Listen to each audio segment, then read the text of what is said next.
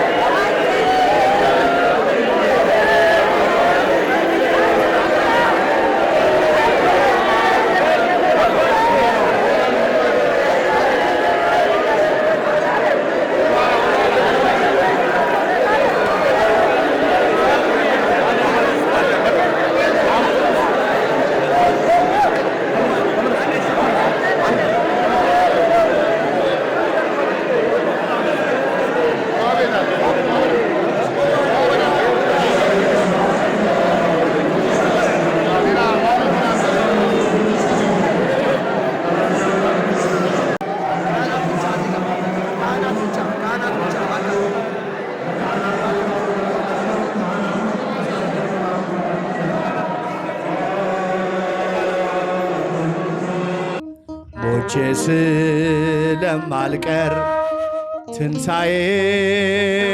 ስላለኝ በተስፋይቷ ቤት ስለምንገናኝ ወዳጅ ዘመዶቼም አታልቅሱ በቃኝ። ወዳጅ ዘመዶቼም አታልቅሱ በቃኝ። አታልቅሱ በቃኝ። ሞቼ ስለማልቀር ትንሣኤው ስላለኝ በተስፋይቷ ቤት ስለምንገናኝ ወዳጅ ዘመዶቼም አታልቅሱ በቃኝ። ወዳጅ ዘመዶቼም አታልቅሱ በቃኝ። አታልቅሱ በቃኝ። ሞቼ ስለማልቀር ትንሣኤው ስላለኝ በተስፋይቷ ቤት ስለምንገናኝ ወዳጅ ዘመዶቼ አታልቅሱ በቃኝ። ወዳጅ ዘመዶቼ አታልቅሱ በቃኝ። አታልቅሱ በቃኝ። ሲሁላችሁም ዘምሩ። ማርያም ሐዘነ ልቡና ታቀልል። ድምፃችሁ ሰማ። ማርያም ሐዘነ ልቡና ታቀልል። ሐዘነ ልቡና ሐዘነ ልቡና ሐዘነ ልቡና ሐዘነ ልቡና ታቀልል። ማርያም ማርያም ሐዘነ ልቡና ታቀልል። ማርያም ሐዘነ ልቡና ታቀልል። ሐዘነ ልቡና ሐዘነ ልቡና ሐዘነ ልቡና ሐዘነ ልቡና ታቀልል። ማርያም የልብን ሐዘን ታቀላለች። ማርያም የልብን ሐዘን ታቀላለች። የልብን ሐዘን የልብን ሐዘን የልብን ሐዘን የልብን ሐዘን ታቀላለች። ዘምሩ። ማርያም የልብን ሐዘን ታቀላለች። ማርያም የልብን ሐዘን ታቀላለች። የልብን ሐዘን የልብን ሐዘን የልብን ሐዘን የልብን ሐዘን ታቀላለች። ማርያም የልብን ሐዘን ታቀላለች። ማርያም የልብን ሐዘን ታቀላለች። የልብን ሐዘን የልብን ሐዘን ሐዘን የልብን ሐዘንታት የቀደመው እባብ ሰላምን ቢነሳኝ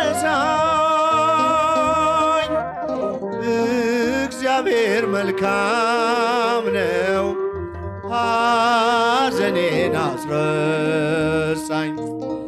የቀደመው እባብ ሰላሜን ቢነሳኝ ክርስቶስ ኢየሱስ ሐዘኔን አስረሳኝ።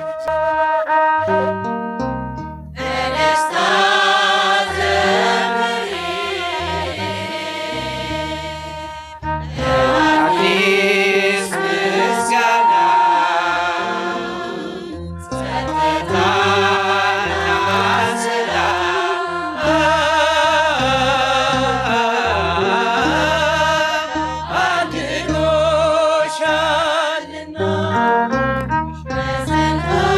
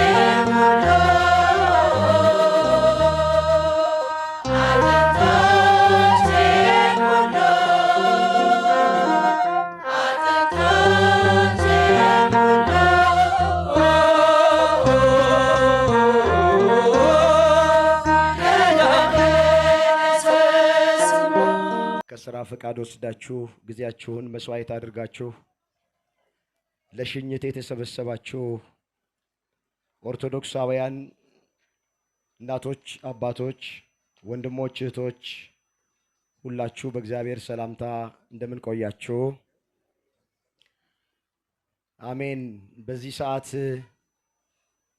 ስለ መምህር ለመናገር አቅምም ጉልበትም ብርታትም አይኖርም።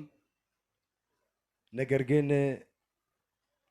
ሰሞኑን ሁሉ ረፍቱን ከሰማንበት ቀን ጀምሮ ብዙዎቻችሁ ሐዘናችሁን እየገለጣችሁ ስለሆነ ልክ ከቤታችሁ አንድ ሰው እንደሞተ አድርጋችሁ እያዘናችሁ እንዳለ ስለምናውቅ ትንሽ እኔን ያጽናናኝ የዘላለም መንፈስ እናንተንም እንዲያጽናናችሁ ስለፈለኩ ትንሽ ቃል ለመናገር ፈልጌ ነው። ከባድ ነው በዚህ ቀን ለመናገር። እንግዲህ ዘላለም በቤታችን እንደ አባት የምናከብረው እንደ ወንድም ደግሞ የምንወደው ፈሪሃ እግዚአብሔርን እያስተማረ ኮትኩቶ ያሳደገን፣ ትህትናን ያስተማረን፣ ደግነትን ቅንነትን ያስተማረን፣ ለራስ መኖር ሳይሆን ለሌላ ሰው መኖርን ያስተማረን፣ በጣም ትሁት በጣም የተለየ ወንድማችን ዘላለም የማየ ልጅ ብቻ አይደለም። ዘላለም የሁላችንም ልጅ ነው። የቤተ ክርስቲያን ልጅ ነው ዘላለም። አዎ በዘላለም ሕይወቱ ያልተቀየረ ሰው የለም። በዘላለም በሃይማኖት የበረታ ሞልቷል። ብዙ ነገር ከዘላለም አግኝተናል። በአገር ውስጥም በአገር ውጭም ያለን ብዙዎቻችሁ እየደወላችሁ ምስክርነት ስትሰጡኝ እንደነበረ በወንድማችን በወልደ ሰማዕት ብዙ በርካታ ነገሮችን አግኝተናል። እንግዲህ ሲሰብከው የነበረውን ሲናገረው የነበረውን በሱ ዕጣ ደርሶበት ዘመን ገጥሞት ተጠርቶ ወደ አምላኩ ወደ እግዚአብሔር ሄዷል። መጽሐፍ የሰው ዕድሜው የተወሰነ ነው፣ የወሩም ቁጥር ባንተ ዘንድ ነው፣ ማንም ሊተላለፍ የማይችለውን ዳርቻ አበጀህለት ተብሎ ተጽፏል። ይህን ጥቅስ ወንድሜ መምህር ዘላለም በሐዘን ቤት ሁሉ የሚናገረው ቃል ነው። አዎ ዕድሜያችን የተወሰነ ነው። በገንዘብ ዕድሜ መጨመር አንችልም። በገንዘብ ዕድሜ መጨመር ቢቻል ኖሮ ለዘላለም ዕድሜ በጨመርንለት ነበረ። በእውቀት ዕድሜ መጨመር አንችልም። በእውቀት ዕድሜ መጨመር ቢቻል ኖሮ ለዘልዬ ዕድሜ በጨመርንለት ነበረ። በስልጣን ዕድሜ መጨመር አይቻልም።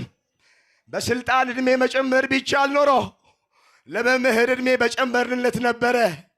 ነገር ግን የተወሰነለት ዕድሜ 49 ስለሆነ ወንድሜ ዘላለም በ49 ዓመቱ ትቶን ሄደዋል። በዚህ ዘመን ዘላለም በዚህ ዘመን ቤተ ክርስቲያን ከውጭም ፈተና ባለባት በዚህ ዘመን መጽናናት በምንፈልግበት በዚህ ዘመን ኑሮ በከበደን በዚህ ዘመን ዘልዬ ወንድሜ የኔ መኩሪያ እንድታለቅሱ አይደለም፣ ብታለቅሱም ችግር የለም።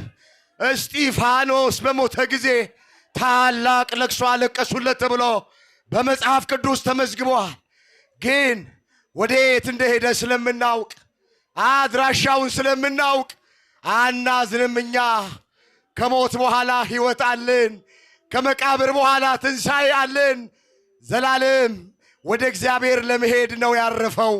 ዛሬ ከእግዚአብሔር ጋር መኖር ከጀመረ 5ኛ ቀን ነው። አምላካችን እግዚአብሔር ወንድማችንን ነፍሱን ስለተቀበለልን እናመሰግነዋለን።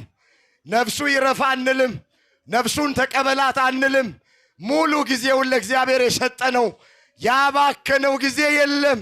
ወገኖቼ ከታሰሩት ሲጠይቅ፣ የተራቡትን ሲያጎርስ፣ የተጠሙትን ሲያጠጣ፣ የተቸገሩትን ሲረዳ ዘላለም ቤታችን ውስጥ አናገኘውም።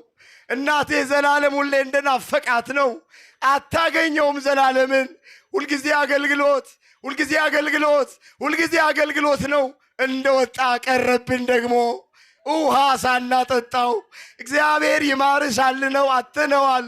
ለነገ ይህን ክብር ስናይ፣ ይህን ሽንት ስናይ ደስ ብሎናል። እግዚአብሔር ያክብራችሁ። አንድ ቃል ተናግሬ መልእክቴን መጠቅለል እፈልጋለሁ። በሀገር አሜሪካ ያላችሁ ካህናት፣ ሊቃውንተ ቤተ ክርስቲያን ከተለያየ ስቴት መጣችሁ ልጃችንን ወንድማችንን በክብር የሸኛችሁልን ያኮራችሁንን እግዚአብሔር ያክብርልን። ብፁዓን ሊቃነ ጳጳሳት ሁሉ ነገር ትታችሁ አገልግሎታችሁን ስራችሁን ትታችሁ ወንድማችንን ስለሸኛችሁ እጅግ እናመሰግናለን። የዘላለም ልጆች ኦርቶዶክሳውያን በሙሉ ይሄ ድምፅ የሚሰማችሁ ክብር ይግባችሁ።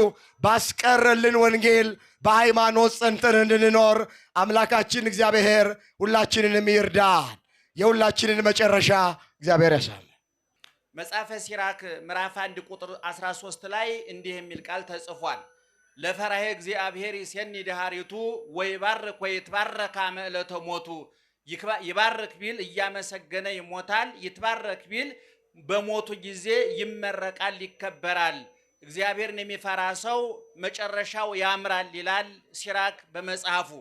ቅድም የመምህር ዘላለም ወንድም መምህር ዳንኤል የተናገሩት በትክክል ሰምታችሁ ከሆነ አጭር ምጥን በጣም አስተማሪ ንግግር ተናግረዋል። ሁሉም ተናግረዋል። የእሳቸውን ሐሳብ ስለወሰድኩ ነው።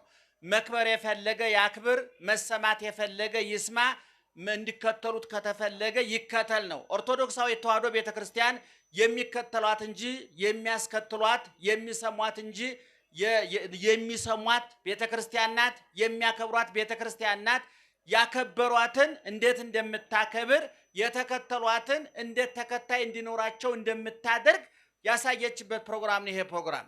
ወንድማችን ዘላለም ከከተማ እስከ ገጠር፣ ከገዳም እስከ ደብር፣ ከውስጥ እስከ ውጭ በሰሜን አሜሪካ፣ በካናዳ፣ በአውሮፓ፣ በአውስትራሊያ፣ በመላው አውሮፓ ትልልቅ ዋና ከተሞች ብቻ ሳይሆን በገጠር ከተሞች፣ በአረብ ሀገሮች በጠቅላላ፣ በአፍሪካ ሀገሮች ደቡብ አፍሪካን፣ ኬንያን፣ ጅቡቲን፣ ኡጋንዳን ጨምሮ በጠቅላላ በኢትዮጵያ ከትልቁ ከታላላቆቹ ካቴድራሎች ገዳሞች ጀምሮ እስከ ገጠር አብያተ ክርስቲያናት ትንሿ ገጠር ድረስ ዘላለም ያልቆመበት መድረክ፣ ያላንኳኳው ጆሮ፣ ያልተከፈተለት ልብ፣ ያልተናገረበት ርዕሰ ጉዳይ የለም።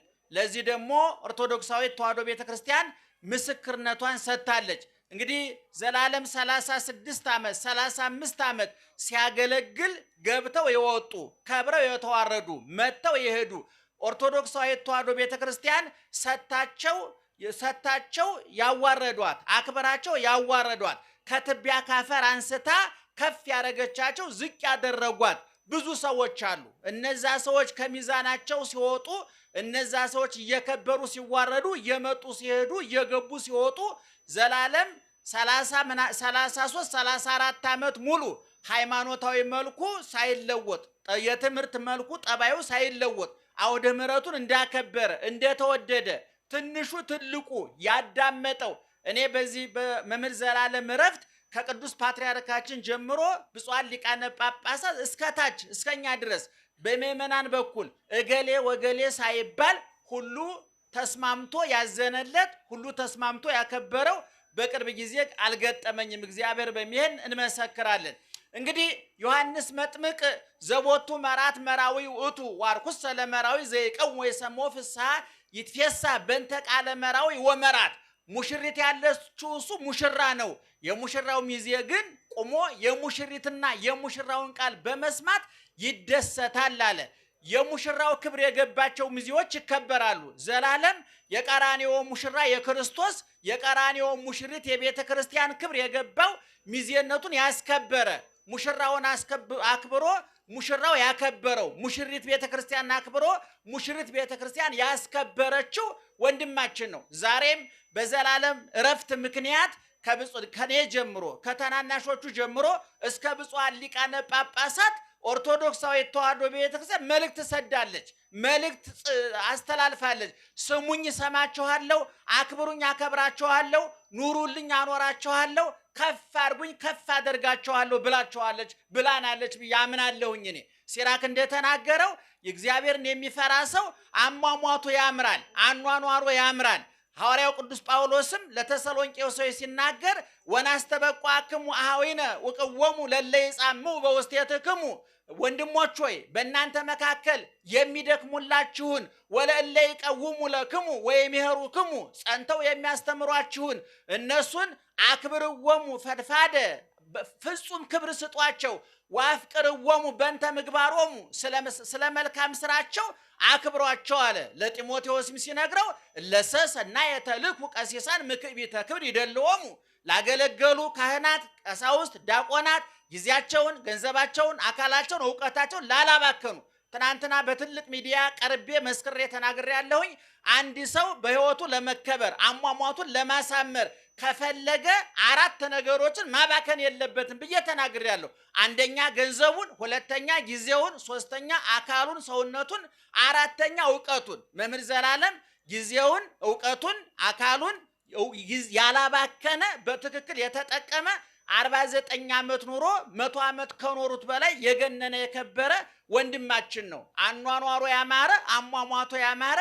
በቀደም እንደተናገርነው ዘላለም ትዳር የለውም፣ ልጅ የለውም፣ ሚስት የለውም። ሚስቱ ወንጌል ናት፣ ትዳሩ ክርስትና ነው።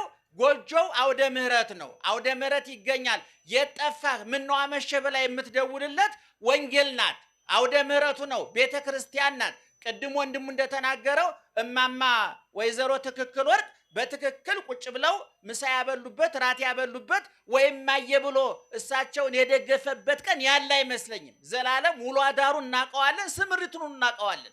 እና 24 ሰዓት አውሮፕላን ላይ ነው ወይ መኪና ላይ ወይ አውደ ምሕረት ላይ ነው። ነገር ግን እናታችን እንባዎት ይድረቅ ልቦት ይጽናና። እኔ በእውነት ይሄን አይተው እንባዎት ካልደረቀ ይሄን አይተው ልቦት ካልተጽናና በእውነት እግዚአብሔር ያዝናልና እናታችን ይጎዳል እናቃለን። የዚህ ሁሉ ሰው ሀዘን ቢጨመቅ የሰውን ሊያህል አይችልም እንረዳዎታለን። ነገር ግን እናታችን አይነወት ይሄን ሁሉ ህዝብ አይቷል። በቀደም ጀምሮ በቤተወት ተገኝተን የተለያየ የተጣበበ ጊዜያቸው ብፁዓን ሊቃነ ጳጳሳት ሁላችንም የተጣበበ ጊዜያችንን ሁሉ ሰውተን የተሯሯጥ ነው የእርሰው ማህፀን ላፈራው ለልጅዎት ነውና በዚህ ተደስተው ተጽናንተው አሁን ከቀበሩ በኋላ ቤተወት ገብተው ምሳዎትን በልተው እግዚአብሔርን ያመስግኑ። ይሄ የብፁዓን ሊቃነ ጳጳሳትም የኛም እንዳቅማችን መልእክት ነው። በተረፈ በአሜሪካ፣ በአውሮፓ፣ በአፍሪካ በመላው ዓለም ያላችሁ ያለቀሳችሁ፣ ያዘናችሁ፣ ጊዜያችሁን ገንዘባችሁን ለወንድማችን የሰጣችሁ እነ መላከማዊ ተስፋዬ እነ ሊቀ ካህናት መጠኑ ከአሜሪካ ከዚህም ያሉ ኮሚቴዎቹ ስልክ እየደወላችሁ ምን እንስራ የደረሰ ምን እየተደረገ ነው ብላችሁ የተጨነቃችሁ ሁሉ እግዚአብሔር ዋጋችሁን ይክፈላችሁ፣ አክብሮ ቀባሪ አያሳጣችሁ። በእውነት ቅድም እንደተነገረው ኦርቶዶክሳዊ ተዋሕዶ ቤተክርስቲያን ከላይም ከታችም እንደገና ዳቦ እሳት በነደደባት ዓለም ጦሩን ስሎ ሰይፉን ጦሩን አሽሎ ሰይፉን ስሎ ዓለማዊ መሳሪያዎችን ሁሉ አቀባብሎ ለበቀል በተነሳበት ወቅት እንዲህ አይነቱን አዝማች ጀነራል ማጣት ትልቅ ሞት ነው። ነገር ግን የዘላለም አምላክ ከኛ ጋር ነውና በድል አድራጊነት እናሸንፋለን፣ ድል እናደርጋለን። ጨለማው ይገፈፋል፣ በብርሃን ይተካል። ሐዘኑ ይገፈፋል፣ በደስታ ይተካል። በዝማሬ በምስጋና አፋችን የሚሞላበት ሐዘኑ ተረስቶ ደስታ የሚተካበት ለቅሶ ቁሞ ሳቅ የሚተካበት የደስታ ዘመን ይመጣል ብለን ተስፋ እናደርጋለን።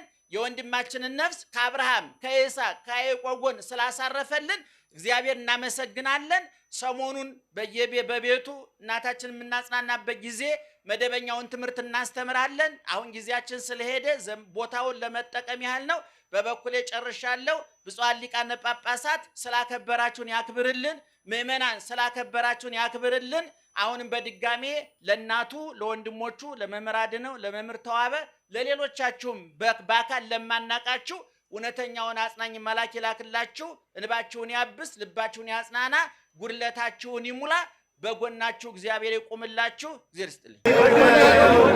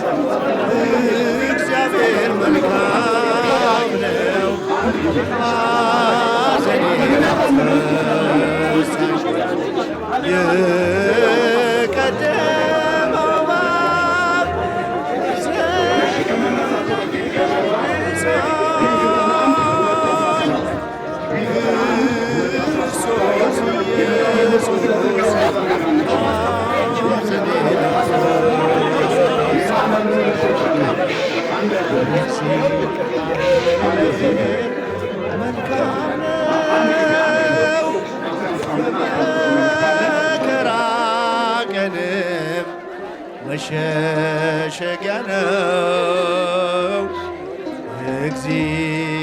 እግዚአብሔር መልካም ነው። በመከራ ቀንም መሸሸጊያ ነው። በሐዘን በችግር በመከራ ጊዜ ጭንቄን የሚያርቅ ነው የነፍሴን ትካዜ። የቀደመው እባብ ሰላሜን ቢነሳኝ እግዚአብሔር መልካም ነው ሐዘኔን አስረሳኝ። እግዚአብሔር መልካም ነው በመከራ ቀንም መሸሸጊያ ነው። እግዚአብሔር መልካም ነው በመከራ ቀንም መሸሸጊያ ነው። ሞቼ ስለማልቀር ትንሣኤው ስላለኝ በተስፋይቷ ቤት ስለምንገናኝ ወዳጅ ዘመዶቼ አታልቅሱ በቃኝ። ወዳጅ ዘመዶቼ አታልቅሱ በቃኝ። አታልቅሱ በቃኝ። ሞቼ ስለማልቀር ትንሣኤው ስላለኝ በተስፋይቷ ቤት ስለምንገናኝ ወዳጅ ዘመዶቼ አታልቅሱ በቃኝ።